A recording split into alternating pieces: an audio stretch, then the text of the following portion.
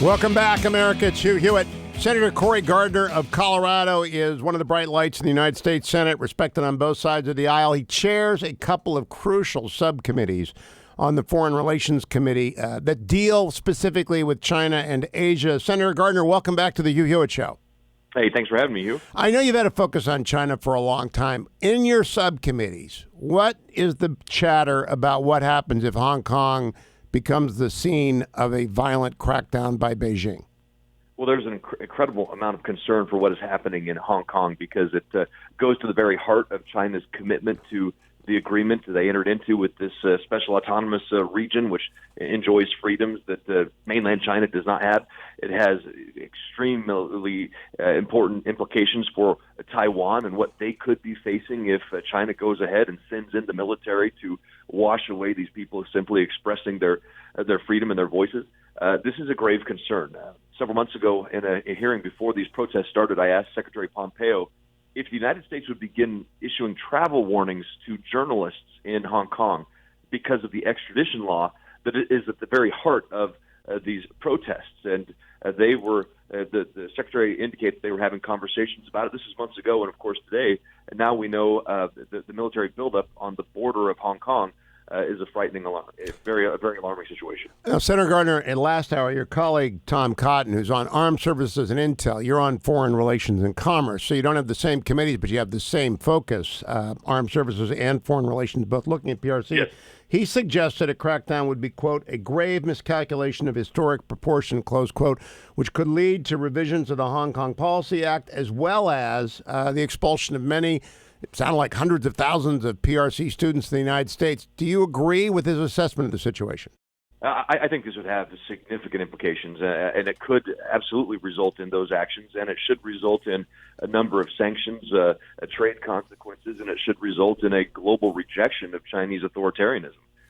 This has got what happens in Hong Kong should be looked at around the world as what happens to countries that don't line for China, whether it's countries in their orbit who China may be investing more and more in to gain basic economic and political control, whether it's Taiwan that China has increased their threats over in recent months. And so, we passed the Defense Authorization Act out of the Senate. I had several amendments in that bill that included visa issues and denying visas for those responsible for the crackdown on Hong Kong and others. So we've already taken some steps, and more needs to be taken. I'm talking with Cory Gardner, senator from Colorado. Yesterday, you had Nikki Haley in the Centennial State campaigning for you, the much-admired former ambassador to the United Nations, governor of South Carolina.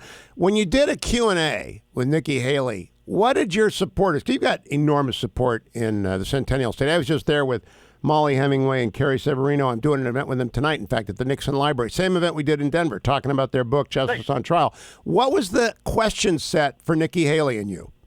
It was a lot about her experiences and the moments that she faced down countries that really don't like us at the United Nations. And it was interesting, Nikki Haley's response, it was, there's a lot of nations that don't like the United States, but they all want to be us.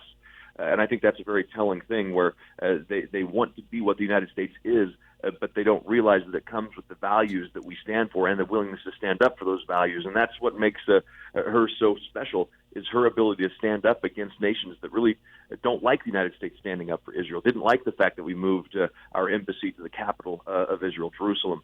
And very, very excited to hear her story about how she went from an accountant to take on a 30-year incumbent and what it was like within a span of 20 years to go from a state legislator to the halls of the United Nations.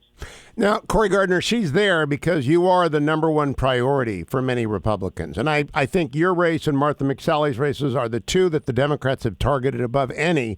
And they think Colorado is a blue state. I'm not so sure that Colorado is a blue state. I think it's a purple state. I think you're the best retail politician I've met in a long time. What's it feel like on the ground in Colorado as you look at re-election a year and 2 months from now? Colorado is a challenging state because we have so many great and diverse voices. But here's what we can talk about is Mitt Romney lost Colorado by 6 points. John McCain lost Colorado by 8 points. Donald Trump only lost Colorado by 4 points. So to those people who think that Hillary Clinton walked away with the state, Donald Trump actually did better than McCain or Romney.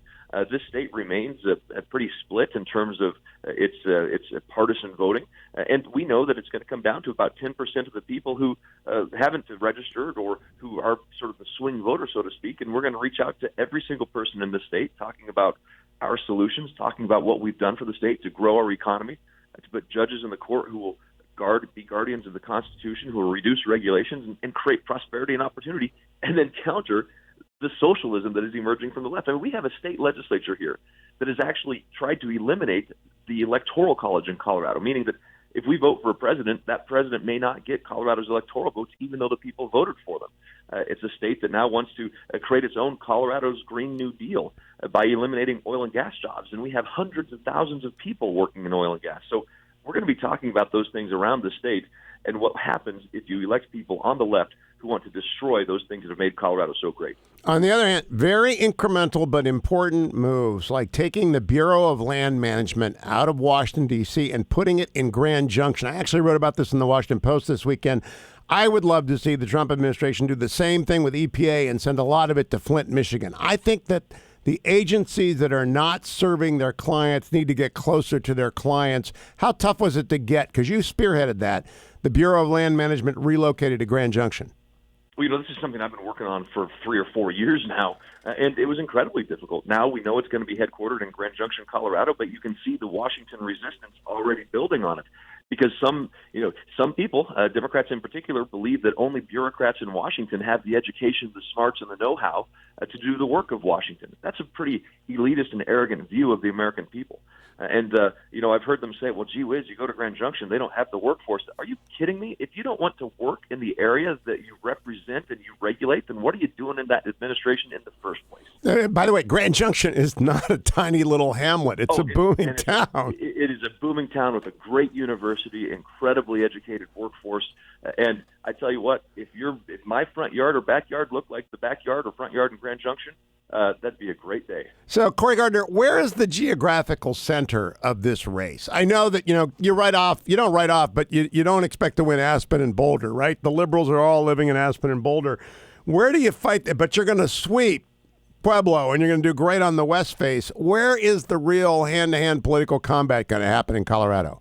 Yeah, we're going to compete everywhere. We're going to have a ground game in every place. So we're going to have a ground game in Denver and Boulder, places that we need votes. We may not win. But we're going to talk about our solutions and how, if you go the socialist left, they're going to take away your job and opportunity, and we think we will get votes because of that. But if you look at Denver, Boulder, the Front Range area represents a significant portion of Colorado. But a lot of people don't realize that El Paso County, Colorado Springs, a great base of support, is now as big, if not bigger, in population than the city and county of Denver. And so, this is going to be a big focus on southern Colorado, like you mentioned in Pueblo, where the failed policies of the Democrats have taken away jobs and threatened the future economic opportunities of Pueblo. We're going to talk about that and go there and be there in the western slope of and rural Colorado. So those are really the places where we know we can win. And we plan on winning this state with the work that we have done, the solution we have brought, and by always representing Colorado values. Now, quick question about Governor Hickenlooper. His failed presidential campaign was spent beseeching Democrats to stop going over the cliff to socialism. They're going over that cliff. If he gets elected against you, he's going to go back there and vote for Chuck Schumer to be the majority leader. Do you think every election is nationalized, which in this case I believe would help you a great deal, because Colorado is not New York. I don't care how purple it is not New York. Does the fact that he just becomes a proxy for Chuck Schumer matter in Colorado? Well, Washington has desperately been trying to recruit in this race because they're not satisfied with what they have in Colorado, so they want Washington's choice to do their bidding. And I just think that when you look at the people on the stage who raised their hand for socialism, who raised their hand to eliminate borders, the people of Colorado will know they have a very clear choice. And so, look, this is going to be a race against a lot of people. The primary is going to exist no matter who's in this race on the Democratic side. They're going to be running further and further to the left. That's what the far left socialist crowd of the Democratic Party want. But I just don't think that that's what the majority of Coloradans believe. Heck, I don't even think that's what the majority of Democrats in Colorado believe. And so that's what we are going to appeal to. And unfortunately, they're not going to be able to try to rid the shackles of socialism from their platform. I believe your website is Gardner for Senate. Am I right? That's correct. GardnerForSenate.com. What does the money look like? Act Blue was such a huge wave of money 2 years ago. Now there is a Win Red, which is helping to counter that. But small donations matter. What's the money look like right now? We've had incredible support across Colorado. We were able to raise over $2 million in both the first and second quarter. That's huge. We're going to have to do it.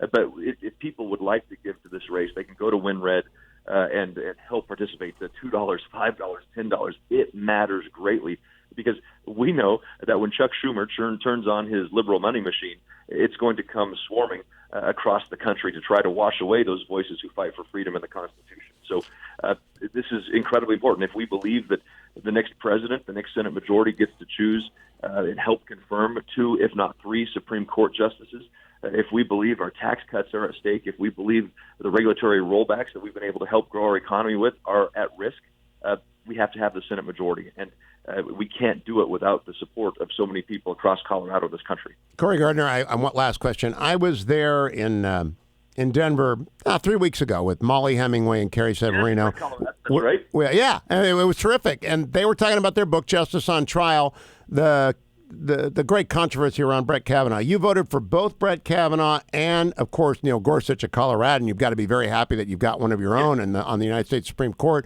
reflecting Western values.